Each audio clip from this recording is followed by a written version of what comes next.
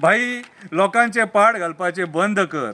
एक एडवायस, एक सुविचार. कविता सोंपली, आता हो सुविचार.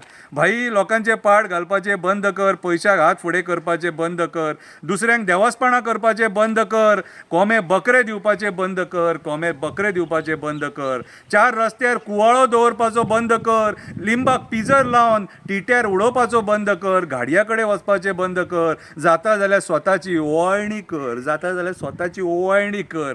लोकांचेर किल्लेस उखलून घालपाचो बंद कर, लोकांचेर किल्लेस उखलून घालपाचो बंद कर. किल्लेस नाका भाई, चाळो भाई, लोकांचेर चाळो घालपाचो बंद कर. प्रसादाक हें सगळें कळटा भाई, आयक सांगता आयक. प्रसादाक हें सगळें कळटा, प्रसादाचेर देव स्वता उलयता. जेन्ना जेन्ना आमी प्रसाद घेता तो तुजें नांव दाखयता. आमी तें देवास्पण मागीर तोडून उडयता. तूं केल्लें देवास्पण मागीर तोडून उडयता. भाई, देवास्पण करपाचें बंद कर.